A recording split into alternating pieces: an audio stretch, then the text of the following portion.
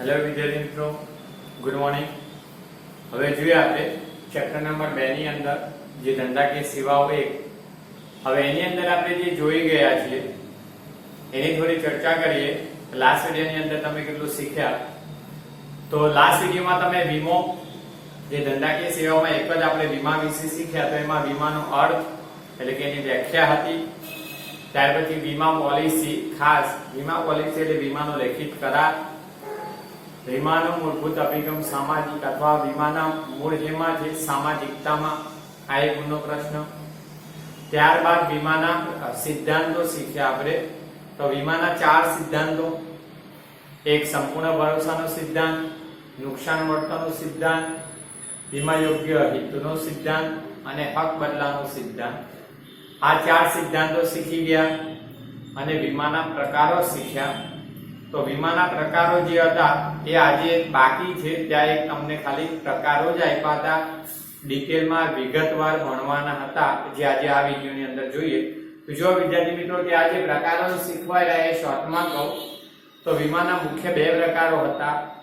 એક જીવન વીમા અને બીજા સામાન્ય વીમા. જીવન વીમાની અંદર પણ 2 પ્રકારો હતા, જિંદગીનો વીમો અને હયાતીનો વીમો. જ્યારે સામાન્ય વીમાની અંદર 3 પ્રકારો હતા: માલની હેરફેરના વીમા, આગનો વીમો અને અન્ય વીમા. હવે માલની હેરફેરમાં 3 પ્રકારો હતા જે અહીંયા આપણે ભણવાના છે. 3 દરિયાઈ, હવાઈ અને રસ્તા માર્ગ, રેલવે માર્ગ.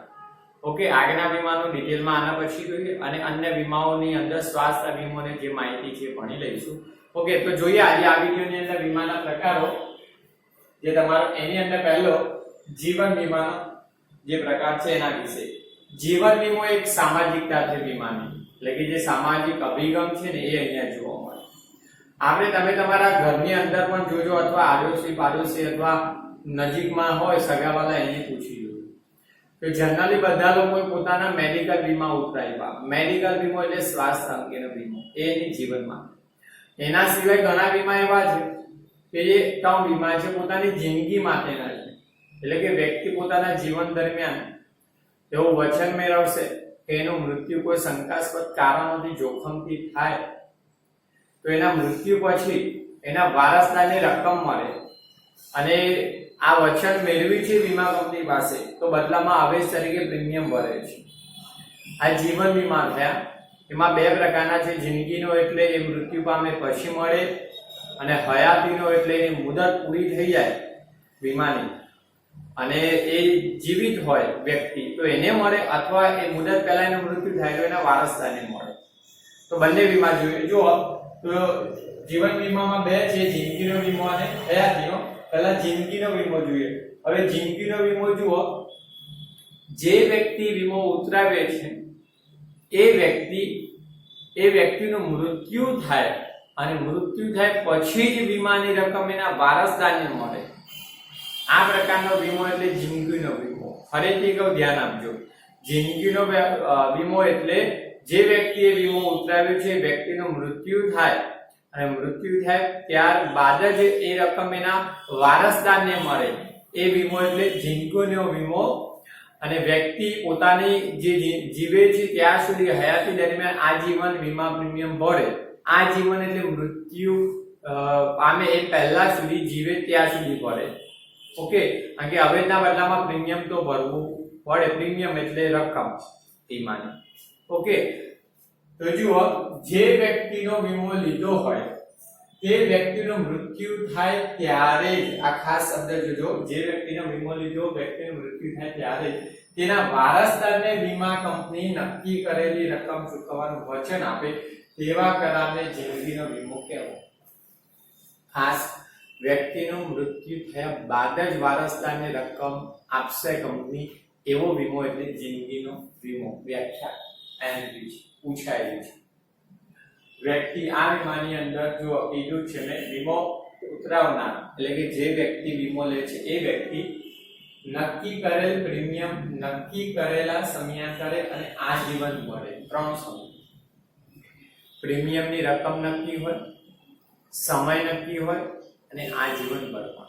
એક્ઝામ્પલ, માને કે કોઈ વ્યક્તિ પોતાના જિંદગીનો વીમો 50 લાખ રૂપિયાનો લીધો એક્ઝામ્પલ. હવે 50 લાખ ક્યારે મળે?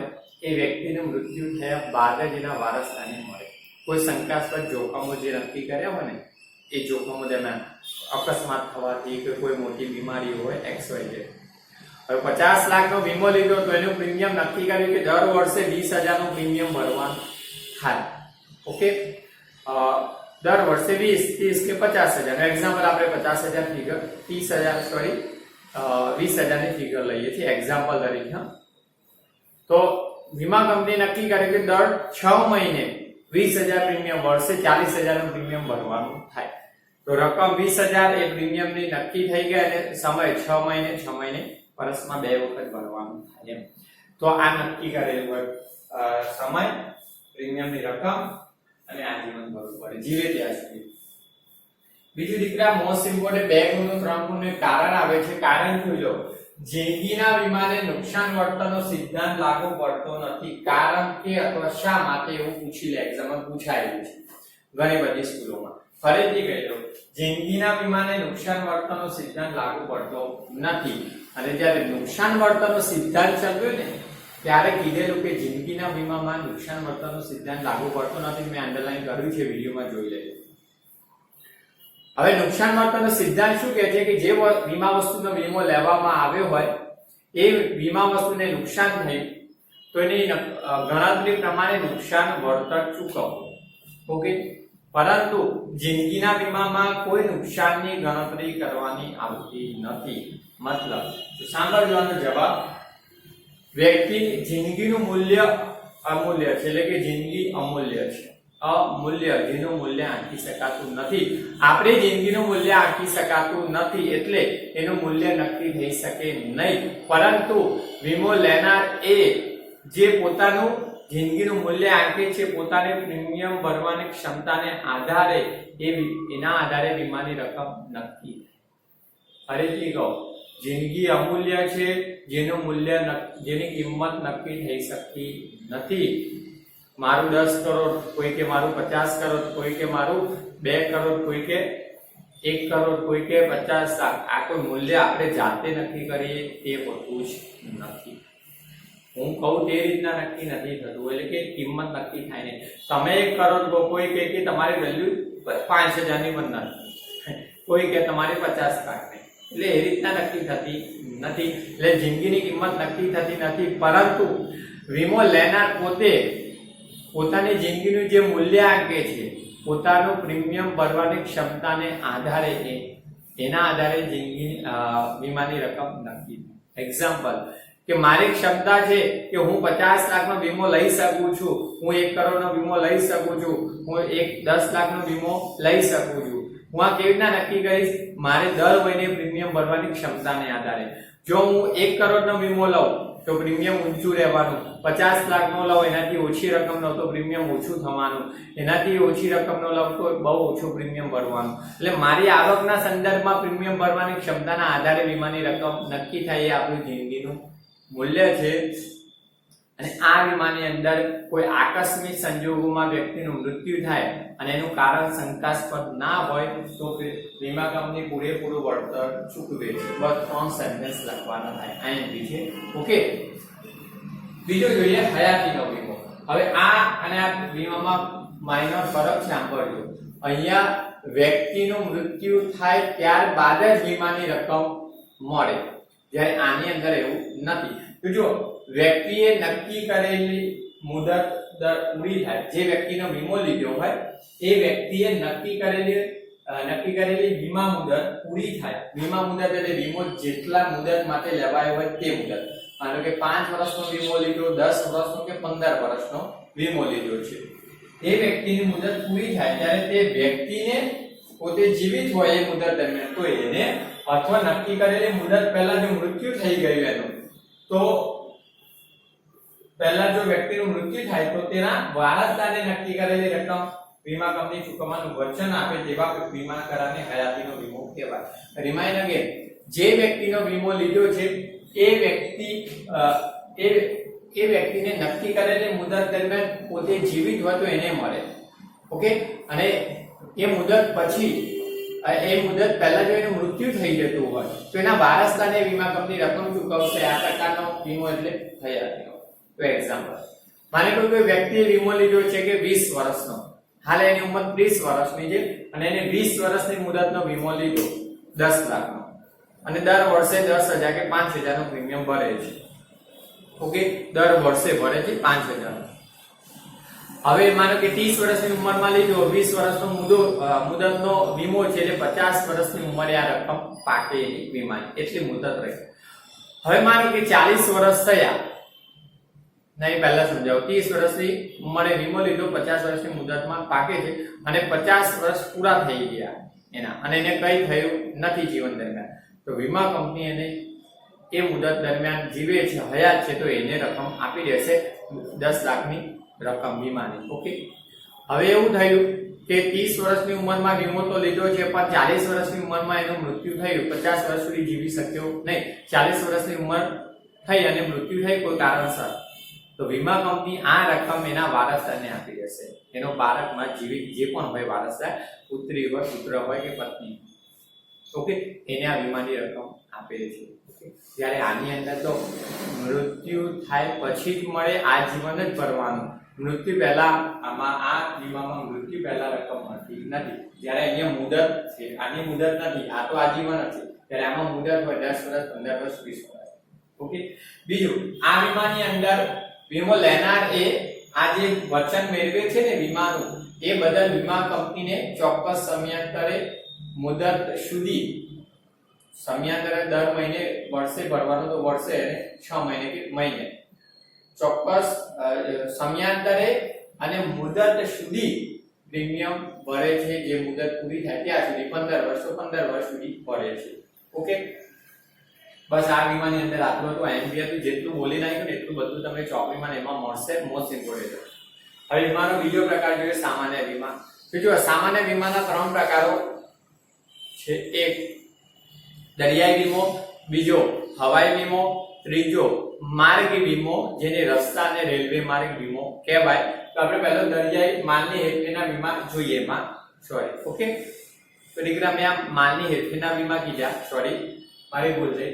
સામાન્ય વીમાના 3 પ્રકાર, એમાં માલની હેરફેરના વીમા, આગના વીમા અને અન્ય વીમા.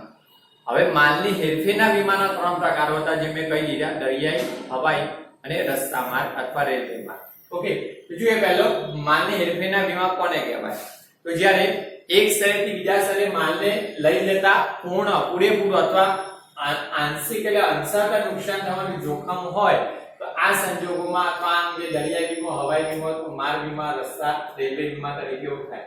માર્ગમાં 2 આવે, રસ્તા જે હાઈવે પર તમે ટ્રકો જુઓ છો, રેલવે, તો રેલવે તો જોઈ છે બધાએ, તો એ વીમા તરીકે ઓળખાય.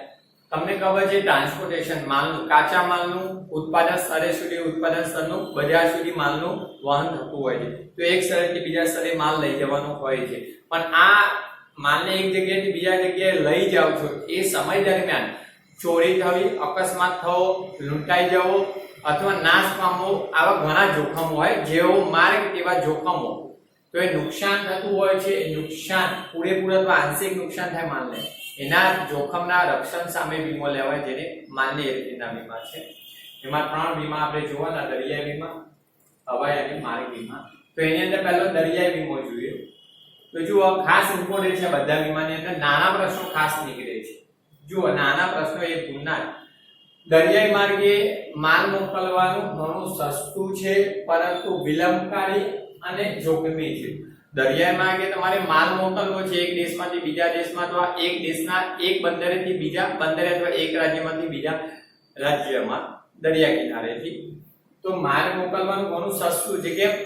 કારણ કે એ માર્ગમાં તમારે કોઈ ટ્રાન્સપોર્ટેશન અથવા ટ્રાફિક અથવા કોઈ પ્રકારનો વધારાનો ખર્ચો આવતો નથી. ઘણો વજનમાં ભારે હોય ને એવો માલ પણ વહન થાય દરિયાઈ માર્ગે. પણ વિલંબકારી, સમય વધુ લે, કારણ કે ત્યાં દરિયાઈ માર્ગે જવું એટલે વિલંબકારી છે. દરિયામાં એક સ્થળેથી બીજા સ્થળે પહોંચાડવું, જે રસ્તા પર જે આપણે વાહનો દોડે છે એવા દોડી શકતા નથી. અને જોખમ દરિયામાં સૌથી મોટું, સુનામી આવવાનું, દરિયાની અંદર ચાંચિયા ગીરેલે લૂંટારાઓ. બીજું, દરિયામાં જે હિમશિલાઓમાં ટાઇટેનિકને જે ઘટના બને તેવી ઘટનાઓ બની શકે છે. વાવાઝોડું, સ્ટ્રોમ કહેવાય છે. આવી ઘટનાઓ બની શકે. બીજું, 18મી સદી પહેલા તમને ખબર હોય તો 18મી સદી પહેલા મોટાભાગનો વેપાર આંતરરાષ્ટ્રીય એટલે વિશ્વના જુદા જુદા દેશો વચ્ચેનો વેપાર કેવો દરિયાઈ માર્ગે થતો હતો. એટલે દરિયાઈ વિમાનો આ પ્રકાર સૌથી જૂનો અને સર્વવ્યાપી એટલે લગભગ જનરલી જે દેશો દરિયા કિનારે છે એ બધા દેશો દરિયાઈ માર્ગે તો વેપાર કરે છે, અને જે દેશો દરિયા કિનારાથી અંદરના ભાગમાં છે એ પણ થોડે અંશે નદી માર્ગોનો ઉપયોગ કરીને દરિયાઈ માર્ગે વેપાર કરે છે. એટલે વિમાનો આ સૌથી જૂનો અને સર્વવ્યાપી. પહેલા જમીન માર્ગે વેપાર થતો, પણ ત્યાં મર્યાદિત હતું જમીન માર્ગે પહોંચવું એ, કારણ કે યુરોપ ખંડ, આફ્રિકા અને ભારત અને અમેરિકા ખંડ સુધી જમીન માર્ગે અઘરું હતું પહોંચવું, દૂર. કારણ કે અમેરિકન જે દેશો છે, અમેરિકા ખંડના દેશો બની એ અને યુરોપિયન અને એશિયા ખંડના દેશોને એકબીજાથી જોડવાવાળો માર્ગ તો દરિયાઈ માર્ગ છે. જમીન માર્ગ તો વચ્ચે નથી, પેસિફિક મહાસાગર છે, એશિયા ખંડ અને અમેરિકા ખંડ વચ્ચે. તો ખાસ તમને ખબર છે ભારતની અંદર પણ અંગ્રેજો જે પહેલા પોર્ટુગીઝો આવ્યા, વાસ્કો ડી ગામા આવ્યો, આ બધા દરિયાઈ માર્ગે વેપાર કરવા આવી હતી. બધી પ્રજા, ફિરંગીઓ, પોર્ટુગીઝો, વલંદાઓ, ડચ લોકો, અંગ્રેજો પણ દરિયાઈ માર્ગે આવ્યા બધા. તો દરિયાઈ માર્ગનો સૌથી જૂનો સર્વવ્યાપી એક ગુણમાં પૂછાયેલો છે, વિકલ્પમાં આવેલું છે. બીજું, તો કઈ કંપનીએ? તો જુઓ, લંડનની એક સંસ્થા, ઇંગ્લેન્ડ જે કેપિટલ એની રાજધાની લંડન છે, તો એની સંસ્થા છે લોઇસ ઓફ લંડન નામની સંસ્થાએ દરિયાઈ વીમાની શરૂઆત કરેલી. લોઇસ ઓફ લંડન આ પૂછાયેલું છે. દરિયાઈ વીમાની શરૂઆત કઈ સંસ્થાએ કરેલી? તો લોઇસ ઓફ લંડન, જે લંડન ઇંગ્લેન્ડની રાજધાની છે, તો એને કરેલી. આ સંસ્થાએ આજે 325 વર્ષથી વધારે સમય માટે પોતાની વિશ્વસનીયતા આજે જાળવી રાખી છે. એટલે કે આ 325 વર્ષથી વધારે સમય થઈ ગયા સંસ્થાને દરિયાઈ માર્ગે હેરફેર કરવાની શરૂઆત, વીમાની શરૂઆત કરી. તો આ સંસ્થા 325 વર્ષથી વધારે સમય માટે આજે પણ હયાત છે અને પોતાની સેવા આપે છે. જોઈએ દરિયાઈ વીમા બાદ હવાઈ વીમો. હવે આની અંદર પણ આ તો આખો જ ઇમ્પોર્ટન્ટ છે. આના પ્રશ્ન બીજા બધા આઈએમપી હતા સેન્ટેન્સ. હવે આની અંદર પણ આઈએમપી છે, એક ગુણમાં છે. ખાસ જોજો, હવાઈ વીમો તો તમને ખબર છે, હવાઈ માર્ગ, વિમાન અને હેલિકોપ્ટર આ ટ્રાન્સપોર્ટેશનમાં ઉપયોગ થાય, મુસાફરના પણ છે અને માલ વહન માટેના પણ છે. પણ ખાસ યાદ રાખજો, હવાઈ વીમો એ સૌથી જૂનો નથી, કારણ કે વીમાની સેવા એ હમણાં શોધાયેલી છે. એટલે કે 19મી સદી કહેવાય ને, એનો ઉત્તરાર્ધ એટલે અંત કહેવાય 19મી સદીનો. એટલે કે 1975 પછીનો સમય કહેવાય, 1980 ના દાયકા પછી. એ સમય દરમિયાન વીમાની સેવાઓની શરૂઆત થઈ ગણાય છે એમ. તો જો 19મી સદીના ઉત્તરાર્ધથી હવાઈ માર્ગે માલ મોકલવાનું શરૂ થયેલ. 19મી સદીનો ઉત્તરાર્ધ એટલે 1975 પછીનો સમય છે. કારણ કે ત્યાર પછી બધા દેશોમાં વિમાની સેવાઓ વિકસિત બનતા ગયા એમ આ શક્ય બન્યું છે વિમાનો દ્વારા વહન કરવાનું. હવે આ હવાઈ માર્ગ કહીએ છીએ આપણે, તો હવાઈ માર્ગે કયા પ્રકારના માલનું વહન થાય? અહીંયા તો જોયું, વજનમાં ભારે, સસ્તો માર્ગ અને વિલંબકારી હતો. પણ અહીંયા જુઓ, હવાઈ વાહન વ્યવહારમાં ખૂબ જ ઝડપી, અહીંયા વિલંબકારી હતો દરિયા માર્ગ, પણ આ ઝડપી છે પણ ખર્ચાળ અને જોખમી છે. જોખમી તો બંને છે, પણ હવાઈ માર્ગ સૌથી જોખમી છે. બીજો ખર્ચાળ છે અને વજનમાં હલકો હોય એવો જ માલ વહન કરે છે. ઝડપી તો છે, વિમાની સેવા બહુ ઝડપી, બધાને અનુભવ છે, ખબર પણ છે કે વિમાની માર્ગ મોકલવું હોય, આપણે મુસાફરી વિમાની સેવાઓ કેટલી ઝડપી છે. જે રસ્તા દ્વારા જાઓ, દરિયાઈ માર્ગે જાઓ, એના કરતા સૌથી ઝડપી. પણ જોખમ છે વિમાન, કારણ કે હવામાં વહન કરવું એના સામે ઘણા બધા જોખમો આવે છે અને અકસ્માતો ઘણા તમે સાંભળ્યા હોય અને ક્યારેક એવા વાંચ્યા પણ હશે ન્યૂઝપેપરમાં કે વિમાન ક્રેશ થવું, કોઈ સ્ટ્રોમ અથવા પક્ષીઓનું ઝુંડ ભટકાવું અથવા ઘણા કારણ બે વિમાનોમાં. તો ખૂબ ઝડપી પણ ખર્ચાળ અને જોખમી છે. બીજું, આ માર્ગે કયો માલ વહન થાય? માલ તો આ માર્ગે કિંમતી, જે સોના ચાંદી અથવા અન્ય ધાતુઓ છે જે જરૂરી છે એવા કિંમતી છે અને ઓછા વજનના માલને એટલે પાછો કિંમતી હોય ને વજનમાં ભારે હોય તો માલનું વહન કરાય નહીં. મેં કીધું ને, ડાયમંડ છે, સોના ચાંદી છે, અન્ય જે ધાતુઓ છે, હલકી છે ને કિંમતી છે એવા માલનું વહન થાય છે. ખાસ અહીંથી આ પ્રશ્ન આ બધા પૂછાયેલા. કેવો છે? ઝડપી, ખર્ચાળ, જોખમી. કયા માલનું વહન કિંમતી અને વજનમાં હલકો, વજનમાં ભારે તો દરિયાઈ માર્ગે માલ. બીજું પ્રીમિયમના દર. તો હવાઈ માર્ગમાં પ્રીમિયમના દર સૌથી ઊંચા છે. કોના કરતા? દરિયાઈ વીમા કરતા અને માર્ગ વીમા કરતા સૌથી ઊંચો પ્રીમિયમનો દર કયા? હવાઈ માર્ગનો છે. અને ભાઈ સ્વાભાવિક છે, એ માર્ગે માલ પહોંચાડવો ઝડપી છે એટલે સ્વાભાવિક પ્રીમિયમના દર ઊંચા હોય. છેલ્લો વીમો જોઈએ માર્ગ વીમામાં, હેરફેરના વીમામાં છેલ્લો માર્ગ વીમો અથવા રસ્તા રેલવે વીમો કહેવાય. તો માર્ગ વાહન વ્યવહારમાં જમીન માર્ગ અને રેલવે માર્ગનો સમાવેશ થાય. આપણે માર્ગ કહીએ તો એમાં જમીન માર્ગ, જેમાં તમે ટ્રકો દ્વારા ટ્રાન્સપોર્ટેશન જોયું. ટ્રકો છે, નાની નાની ગાડીઓ છે, જે લોકલ અથવા જિલ્લાઓના શહેરો વચ્ચે ટ્રાન્સપોર્ટેશન હોય, બે રાજ્યો વચ્ચે ટ્રાન્સપોર્ટેશન હોય તો ટ્રક હાઈવે પર જુઓ છો ટ્રકો દ્વારા માલનું વહન થાય, તો એ જમીન માર્ગ. રેલવે તો જોઈએ, રેલવે બે પ્રકારની છે, એટલે કે મુસાફર રેલવે અને એમાં ગુડ માલ સામાનની હેરફેર માટેની રેલવે. તો માલ સામાનની હેરફેર માટે જે માલગાડી આવે છે, તમે સાંભળ્યું અથવા જોઈ પણ હશે રેલવેમાં, તો એ માટેનો રેલવે માર્ગ કહેવાય અને આ માટે વીમો લેવાય. તો આ માર્ગ વીમામાં જોખમો કયા છે? ચોરી થવાનું, પછી લૂંટફાટ થવાનું અને હેરફેર દરમિયાનના જોખમો, એટલે કે માલગાડી પથરી પરથી ઉતરી જવી અથવા હાઈવે પર તમે જુઓ છો ટ્રકનો એક્સિડન્ટ થાય, ટ્રક ઉલટી થઈ જાય હાઈવે પરથી, તો આ બધી અકસ્માતના હેરફેરના જોખમો સામે વીમો લેવાય છે. તો આવા જોખમોના રક્ષણ સામે વીમો ઉતરાવાય છે, માર્ગ વીમો કહેવાય છે. ઓકે, બસ આની અંદર આટલું જ હતું. આની અંદર કોઈ એક પ્રશ્ન નથી. સૌથી મહત્વના આ વીમાના એક ગુના પ્રશ્નો હતા. હવે આના પછી આપણે આગનો વીમો અને અન્ય વીમા જોઈ લઈએ. તો ખાસ વિદ્યાર્થીઓ, જે મેં કીધું છે ને બધું આઈએમપી હતું, જે વિશે કીધું છે તૈયાર કરજો. આ એક્ઝામ અને આના પછી પણ 50 મિનિટ લેવાશે, એટલે તમને એમાં ફાયદો થશે. ઓકે, તો જોઈએ, આ તૈયાર કરજો અને લખી લો તો બેટર છે.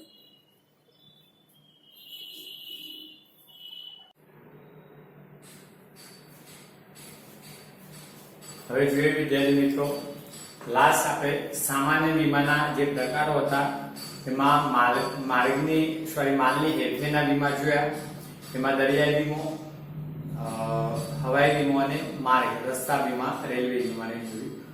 હવે આપણે વીમાના બીજા પ્રકારમાં જોઈએ તો જે 3 પ્રકારોમાં માર્ગ હેરફેર જોયા, હવે બીજા આગનો વીમો જોઈએ. તો આગનો વીમો એ તમારા માટે આમ શબ્દ નવો નથી, કારણ કે આપણે ધંધાકીય ક્ષેત્રના આજુબાજુમાં જોયા છે ઘણા, અને ક્યારેક ન્યૂઝપેપર, ટેલિવિઝન પર આ વસ્તુ સાંભળેલી છે કે સુરતની વાત કરીએ, સુરતની અંદર કાપડ મિલો ચાલે, તો કાપડ મિલોની અંદર આગ લાગવાની શક્યતાઓ, કોઈ કોમ્પ્લેક્સમાં ગોડાઉન હોય માલનું, એમાં આગ લાગવાની શક્યતાઓ.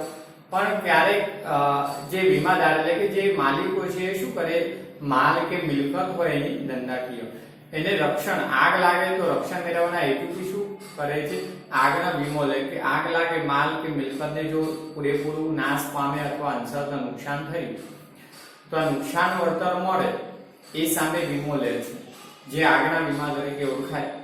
આ બદલામાં વીમો લે, વચનબદ્ધ વીમો લેનાર જે વીમાદાર છે એ પ્રીમિયમ ચોક્કસ સમયાંતરે વીમા કંપનીને ભરે છે. પણ આ વીમાની અંદર દીકરા એક ખાસ બાબત મહત્વની કે માલ અથવા મિલકતનો જે વીમો લેવામાં આવે ને, એમાં વીમાદારનું વીમો લે ત્યારે અને આગથી નુકસાન થયું હોય ને ત્યારે વીમાદારનું વીમા યોગ્ય હિત હોવું જોઈએ, એટલે કે એની માલિકીની હોવી જોઈએ મિલકત. કોઈ માલનો વીમો લો અથવા મિલકત. એક્ઝામ્પલ, સુરતની અંદર કાપડ ઇન્ડસ્ટ્રી ચાલે છે.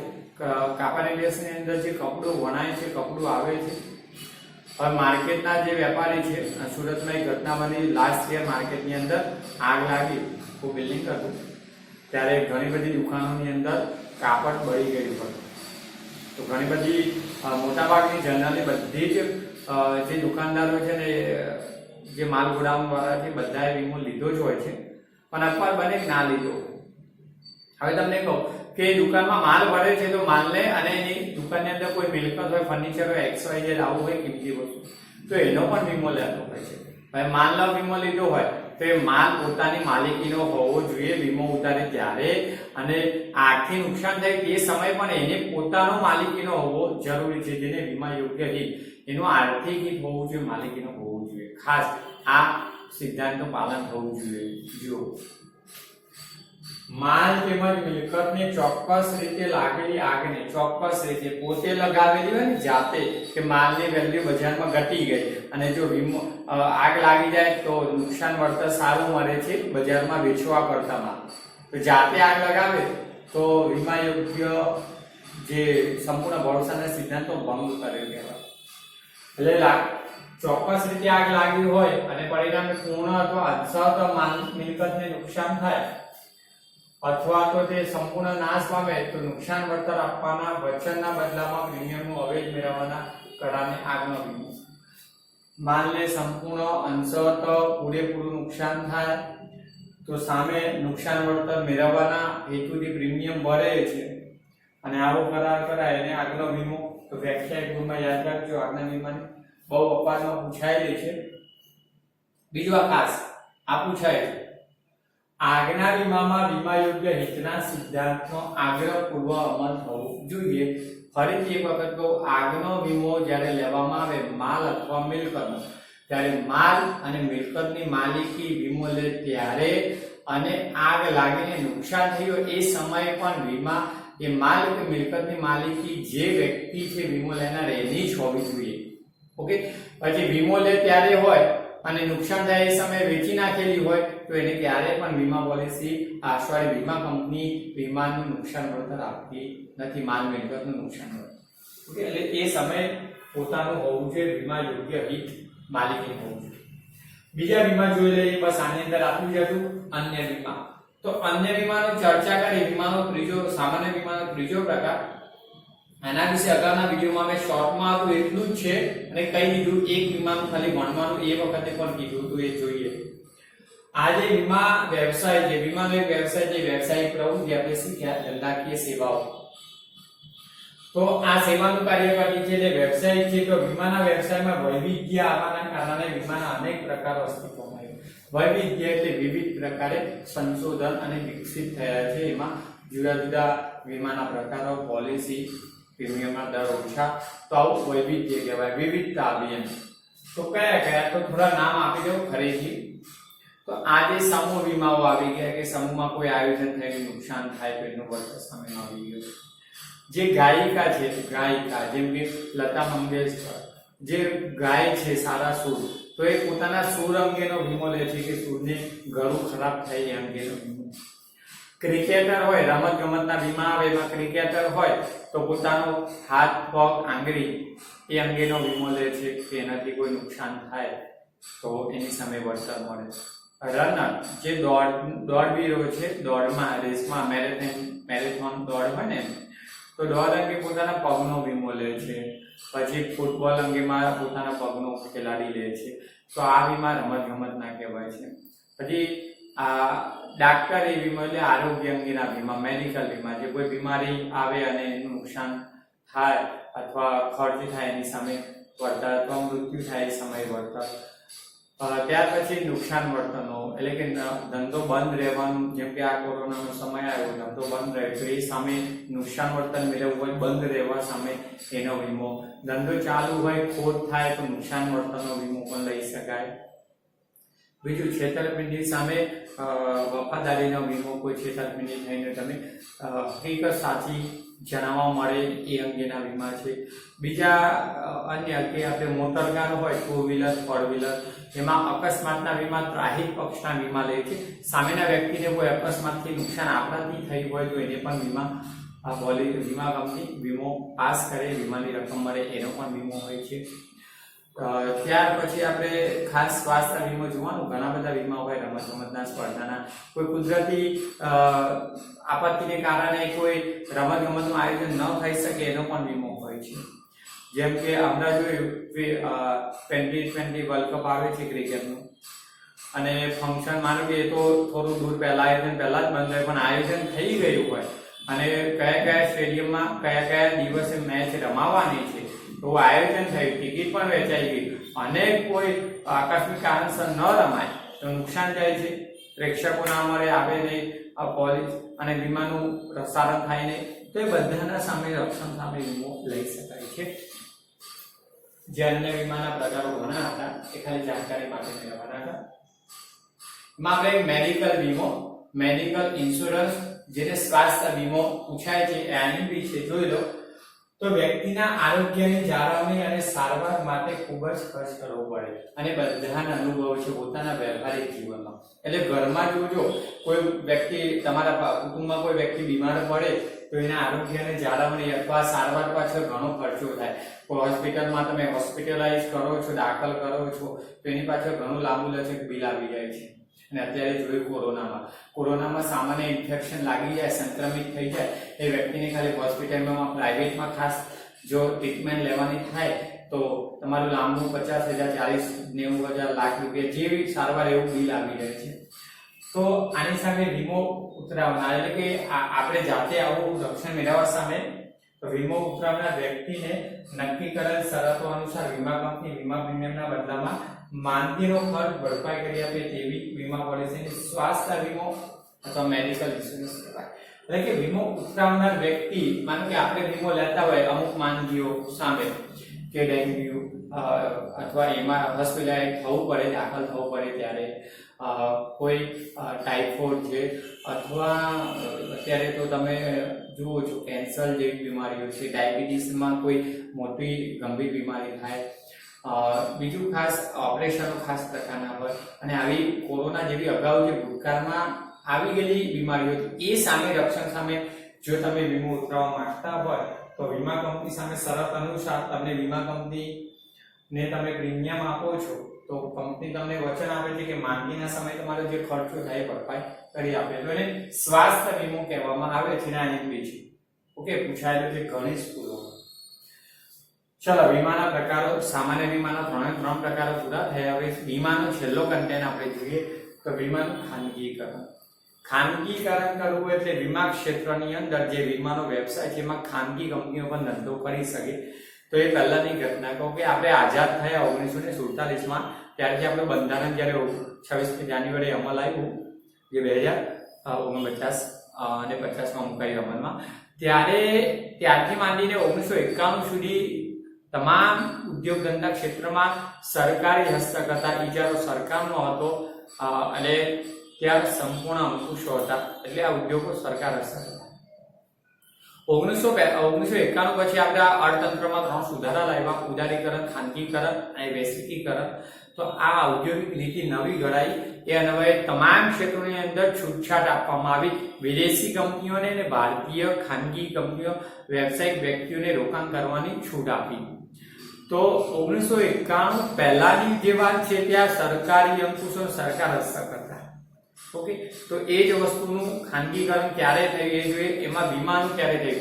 અત્યારે બેંકો, સંદેશા, વાહન વ્યવહાર, ત્યાર હોટલ મેનેજમેન્ટ, ધંધા, કંપની બાબતમાં તમામ ક્ષેત્રોમાં આજે ખાનગીકરણ થયું. સિવાય રેલવે આજે સરકાર હસ્તક છે, કોઈ ખાનગી કંપની નથી, ખાનગી વ્યક્તિની માલિકીની નથી.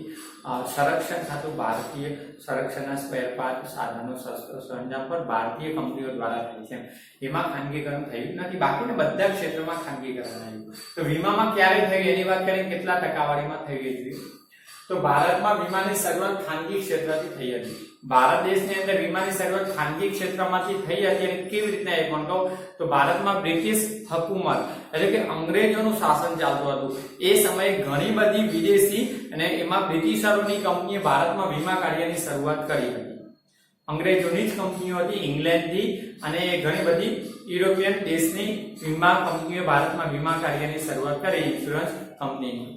પણ એમની અયોગ્ય રીત રસમો હતી અને આના કારણે 19મી જાન્યુઆરી અહીં બીજું જો બ્રિટિશરોની જે કંપનીઓ હતી એ ખાનગી ક્ષેત્રની હતી અને એમની અયોગ્ય વેપારી રીત રસમો, શોષણ કરતા અને દગો કરતા.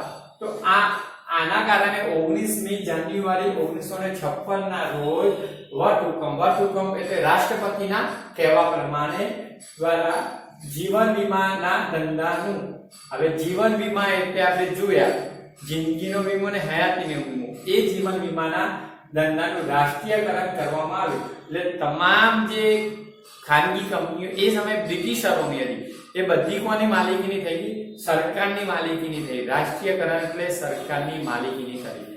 એટલે કે એમાં તમામ રોકાણ સરકારનું જ હોવું જોઈએ. તો ક્યારે થયું? 19મી જાન્યુઆરી 1956 ના રોજ. અને એ સમયે એ બધી જે વીમા કંપનીઓ હતું એની રાષ્ટ્રીયકરણ કઈ સંસ્થા તરીકે, કઈ કંપની તરીકે કરી? તો એ સમયે ભારતીય જીવન વીમા નિગમ, આ ખાસ IMP છે, ભારતીય જીવન વીમા નિગમ, જેનું LIC, જેનું ફૂલ ફોર્મ પૂછાય છે. LIC નું ફૂલ ફોર્મ યાદ રાખજો ક્ષણ્યામાં, life insurance corporation of India, life insurance corporation of India. ક્ષણ્યા પૂછાય છે એટલે બીજી વખત બોલ્યો, યાદ રાખજો, ની સ્થાપના થઈ. ફરીથી કહું કે 19મી જાન્યુઆરી 1956 ના રોજ તમામ જીવન વીમા જે કંપનીઓ હતી એનું રાષ્ટ્રીયકરણ થયું અને LIC ની સ્થાપના થઈ. હવે તમને પ્રશ્ન પૂછે કે જીવન વીમાનું રાષ્ટ્રીયકરણ ક્યારે થયું? તો 19મી જાન્યુઆરી 1956, આ એક પ્રશ્ન. પછી પૂછે કે LIC ની સ્થાપના ક્યારે થઈ? તો એ 19મી જાન્યુઆરી 1956. LIC નું ફૂલ ફોર્મ પૂછે તો ભારતીય જીવન વીમા નિગમ, અંગ્રેજીમાં લખવાનું life insurance corporation of India. Okay, હવે આપણે જીવન વીમાનું રાષ્ટ્રીયકરણ થયું, પણ એ સમયે સામાન્ય વીમા પણ હતા. આપણે વીમાના બે પ્રકાર જોયા ને, જીવન વીમા અગાઉ જોયા અને સામાન્ય વીમા હતા. તો સામાન્ય વીમાની શરૂઆત બ્રિટિશરો દ્વારા થઈ હતી. કારણ કે એ વખતે તો ભારત આઝાદ નહોતો, અંગ્રેજોના શાસનમાં જીવતો હતો. એટલે કે અંગ્રેજોના શાસનમાં આપણે ધંધાકીય પ્રવૃત્તિઓ ચલાવતા, તો આપણું કોઈ સ્વતંત્ર અસ્તિત્વ નહોતું ધંધાકીય બાબતમાં. તો એ સમયે અંગ્રેજોએ સામાન્ય વીમાની શરૂઆત કરી હતી, આગના વીમા, દરિયાઈ વીમા, XYZ. પણ આ સમયે પણ અંગ્રેજોના જે વિવિધ પ્રકારના કહેવાય છે આપણે કે નિયંત્રણો, અયોગ્ય રીત રસમો હતા. તો એ સમયે, એ બાદ આપણે આઝાદ થાય એ બાદ આ સામાન્ય વીમામાં પણ નિયંત્રણ મૂકવાની શરૂઆત થઈ અને એ નિયંત્રણો અન્વયે અહીં યાદ રાખજો 1972 માં સામાન્ય વીમા વેપાર જેને રાષ્ટ્રીયકરણ કહેવાય, કાયદા દ્વારા 1 જાન્યુઆરી 1973 થી તમામ સામાન્ય વીમા કંપનીઓ હતું એનું પણ રાષ્ટ્રીયકરણ કર્યું. એ પણ રાષ્ટ્રની માલિકીની થઈ, સરકારની માલિકીની. યાદ રાખજો, સામાન્ય વીમા પણ અંગ્રેજોના શાસનમાં શરૂ થયા હતા, પણ સમયાંતરે એની અંદર પણ સુધારા અને નિયંત્રણો સરકાર લાવતી ગઈ અને આ નિયંત્રણો અન્વયે સરકારે 1972 માં એક કાયદો હતો, સામાન્ય વીમા વેપાર કાયદો ઘડ્યો હતો અને એ કાયદા અન્વયે 1 જાન્યુઆરી એ કાયદો છે અને કાયદા અન્વયે એ કાયદાનો અમલ કરીને 1 જાન્યુઆરી 1973 થી ભારતની તમામ જે સામાન્ય વીમા કંપનીઓ હતી ખાનગી ક્ષેત્રની, એ તમામને રાષ્ટ્રીયકરણ કર્યું અને સરકારની માલિકીની કરી દીધી. હવે શું થયું કે આ તમામ માટે એક કમિટીની સ્થાપના થઈ. જે સામાન્ય વીમા કંપનીઓ છે એની અંદર વીમા કંપનીઓ માટે એક સંસ્થા, સમિતિની સ્થાપના થઈ. જેનું કાર્ય હતું કે વીમા ક્ષેત્રની અંદર વિકાસ કરવો. જે વીમા ઇન્સ્યોરન્સ કંપની તો એમાં વૈવિધ્ય લાવવું, એનો વિકાસ કરવો અને વિદેશી કંપનીઓ ભારતીય કંપનીઓ સાથે જોડાય, ખાનગી કંપનીઓ રોકાણ કરે, તે હેતુથી 1999 માં વીમા નિયમન અને વિકાસ સંસ્થા, જોજો વીમા જે કંપનીઓ હતી એની અંદર નિયંત્રણ નિયમન કરવા, વીમા ક્ષેત્રનો વિકાસ કરવા, વિદેશી મૂડીરોકાણ વીમા ક્ષેત્રમાં ભારતમાં આવે, ભારતની ખાનગી કંપનીઓ વીમા ક્ષેત્રમાં રોકાણ કરી શકે એનું નિયમન થાય, તે હેતુથી 1999 માં વીમા નિયમન અને વિકાસ સત્તા એડાની સ્થાપના થઈ. પ્રશ્ન 1, એડાની સ્થાપના ક્યારે થઈ? તો 1999 માં. બીજું, એડાનું ફૂલ ફોર્મ પૂછાય છે તો હવે નીચે એનો એક પ્રશ્ન મળવાનો તે જોઈશું. ઓકે, આ ખાનગીકરણનો પ્રશ્ન પૂરો થયો. આ બધા મોસ્ટ આઈએમપી હતા. જીવન વીમાનું રાષ્ટ્રીયકરણ, સામાન્ય વીમાનું રાષ્ટ્રીયકરણ, એડાની સ્થાપના, ફૂલ ફોર્મ. ઓકે, ચલો વીમા નિયમન અને વિકાસ સંસ્થા એડા. હવે એડા વિશે ભણવાનું છે. ઓકે, તો એનું ફૂલ ફોર્મ કહી નાખો. પહેલા આ પણ સંજ્ઞા છે, LIC ની જેમ આ પણ સંજ્ઞામાં આવેલું છે. એડા એટલે insurance regulatory and development authority. Remind again, insurance regulatory and development authority. આનું નામ વીમા નિયમન એન્ડ વિકાસ સંસ્થા. ઓકે, ડેવલપમેન્ટ એટલે વિકાસ, ઓથોરિટી એટલે સત્તા, રેગ્યુલેટરી એટલે નિયમન અને ઇન્સ્યોરન્સ એટલે વીમા. તો વીમા નિયમન અને વિકાસ સંસ્થા 1999 માં સ્થપાઈ. ઓકે, હવે આ ઈડા છે એટલે કે વીમા નિયમન અને વિકાસ સંસ્થા એ ભારતની સર્વોચ્ચ એટલે ટોચની અને સ્વાયત્ત કાયદાકીય સંસ્થા. સર્વોચ્ચ એટલે ટોચની વીમા ક્ષેત્રની ટોચની સંસ્થા, બટ સ્વાયત્ત એટલે સંપૂર્ણ રીતે પોતે નિર્ણયો કરી શકે વીમા ક્ષેત્રના. એનો મતલબ સરકારનું કોઈ પણ ખાતું, કોઈ પણ મંત્રી કે અધિકારી આ બાબતમાં દખલગીરી કરી શકતો નથી. જે વીમા ક્ષેત્રની જે અંદર જે ખાનગી અને વિદેશી રોકાણ અંગેના હોય કે કોઈ પણ એ સંપૂર્ણ નિર્ણય પણ કરી શકે એટલે સ્વાયત્ત છે. ઓકે, હવે જોઈએ કે એ બાબતમાં વિદેશી કંપનીઓ અને ખાનગી કંપનીઓ રોકાણ કરી શકે એ માટે એડા એક્ટ 1999 માં ઘડાયો. તો એડા એક્ટ 1999 માં જે એની સ્થાપના થઈ એ સમયનો કાયદો ખાનગી વીમા કંપનીઓ માટે વીમા ક્ષેત્રના દ્વાર ખુલ્લા રાખવામાં આવે. યાદ રાખજો, કારણ કે આપણે અગાઉ ભણ્યા કે જીવન વીમા અને સામાન્ય વીમાનું રાષ્ટ્રીયકરણ થઈ ગયું. આ બંને સરકારની માલિકીની જ હતી, પણ 1999 માં વીમા ક્ષેત્રમાં હવે ખાનગી વીમા કંપનીઓ પણ ધંધો કરી શકે એ માટે દરવાજા ખુલ્લા મૂક્યા. એટલે કે પહેલા LIC જ હતી, એક હતો ઇજારો LIC નો જ હતો. એટલે કે જીવન વીમામાં LIC સિવાય બીજી કોઈ નહોતી. હવે બજાજ ઇન્સ્યોરન્સ, પછી ટાટા ઇન્ડસ્ટ્રીની ઇન્સ્યોરન્સ, મેક્સ લાઈફ, બુફા, બજાજના ઘણી બધી ઇન્સ્યોરન્સ કંપની તમે જોવા મળશે, સર્ચ મારજો. એ બધી ખાનગી કંપનીઓ 1999 પછી આવી. કારણ કે 1999 પછી છૂટ આપવામાં આવી અને આ સમયે આ ભારતની ખાનગી વીમા કંપનીની અંદર વિદેશી સીધું રોકાણ, વિદેશી કંપની અથવા વિદેશી રોકાણકાર રોકાણ કરે ભારતની ખાનગી વીમા કંપનીમાં, તો જેને FDI ફોરેન ડાયરેક્ટ ઇન્વેસ્ટમેન્ટ, વિદેશી પ્રત્યક્ષ રોકાણ જેને ફોરેન ડાયરેક્ટ ઇન્વેસ્ટમેન્ટ 26% સુધી મર્યાદા રાખી હતી, એની મંજૂરી હતી. 1999 માં ખાનગીકરણ તો થયું કે ભારતની ખાનગી કંપનીઓ રિલાયન્સ, ટાટા ઇન્ડસ્ટ્રી પણ આજે ઇન્સ્યોરન્સ કંપનીઓ ચાલવે છે, બજાજ કંપની પણ ઇન્સ્યોરન્સ ચાલવે છે, મેક્સ લાઈફ, બુફા પણ ચાલે છે અને ઘણી બધી બેંકો પણ ઇન્સ્યોરન્સ ઉતારે છે આજે. તો એ બધી જ કંપનીઓને 1999 માં છૂટ મળી. પણ હવે ભારતની ખાનગી વીમા કંપની છે એમાં વિદેશી કંપનીએ રોકાણ કરવું હોય તો એની મર્યાદા કેટલી હતી? 26% 1999 માં. અને આ મર્યાદા હવે જુઓ IMP કે આ મર્યાદા જે વર્ષ 2015 માં વધારીને 49% સુધી કરવામાં આવી. એટલે કે 1999 માં 26% જ રોકાણ, 100% નું રોકાણ થયું વીમામાં ભારતની ખાનગી કંપની રિલાયન્સે કર્યું. હવે એમાં વિદેશી કંપની વધુમાં વધુ 26 રૂપિયા જ રોકી શકે ટકાવારીમાં, એમ 26% રૂપિયામાં 26 કહીએ છો એમ. પણ જે 2015 માં વધારીને 49% કર્યું, 51% ભારતીય કંપનીના હોય અને 49% 49% વિદેશી કંપની વધુમાં વધુ કરી શકે. 40%, 30%, 20% પણ કરી શકે, પણ વધુમાં વધુ 49%. કારણ કે 51% એટલે માલિકી કહેવાય. 51% રોકાણ થાય ને એટલે ઓછામાં ઓછા માલિકી માટે 51% હોવું જોઈએ. એટલે વિદેશી કંપનીનું રાખ્યું નથી, 49% સુધી રાખ્યું. અને ખાસ આ મોસ્ટ IMP પ્રશ્ન છે છેલ્લો, ઈડા જે તો ઈડાના મુખ્ય 5 ઉદ્દેશો નક્કી થયા હતા. ઈડાના મુખ્ય 5 ઉદ્દેશો મેં અહીંયા લખ્યા નથી, જગ્યા નથી. હવે 5 ઉદ્દેશો તમને નોટબુકની અંદર, ચોપડીની અંદર આપેલા છે. એ હું કહી દઈશ શોર્ટમાં કે જે વીમા ક્ષેત્ર છે, વીમા કંપનીની અંદર વૈવિધ્ય લાવવું અને ગ્રાહકોને સારી ઓછા પ્રીમિયમના દરે સારી વીમાની સગવડો મળે એ કામ કરવું. અર્થતંત્ર માટે ભંડોળ એકઠું કરવું, વીમા કંપનીઓ સ્વતંત્ર રીતે વિકાસ કરી શકે એ રીતના મદદ કરવું.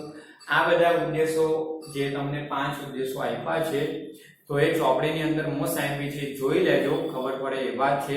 મેં એમાં 3 તો કહી દીધા છે કે અર્થતંત્ર માટે ભંડોળ એકઠું કરવું, ઓછા દરે વીમાના સારી વીમા પોલિસી માટે તે માટે પ્રયત્ન કરવા, તમામ વીમા કંપનીઓ પર નિયંત્રણ રાખવા. અને છેલ્લો એક પ્રશ્ન તમને, વીમા કંપનીઓ છે ને એ સ્વતંત્ર નિર્ણયો લઈ શકે એ માટે મદદરૂપ થવું. તો આ બધા પ્રશ્નો 5 ઉદ્દેશો છે ચોપડીમાં જોઈએ. ઓકે, તો બસ અહીંયા વીમાનો ટોપિક પૂરો થયો દીકરા. હવે નેક્સ્ટ વિડીયોની અંદર આપણે સંદેશા વ્યવહારમાં ટપાલ અને ટપાલ વિભાગની કેટલીક સેવાઓ છે એના વિશે શીખીશું. ઓકે.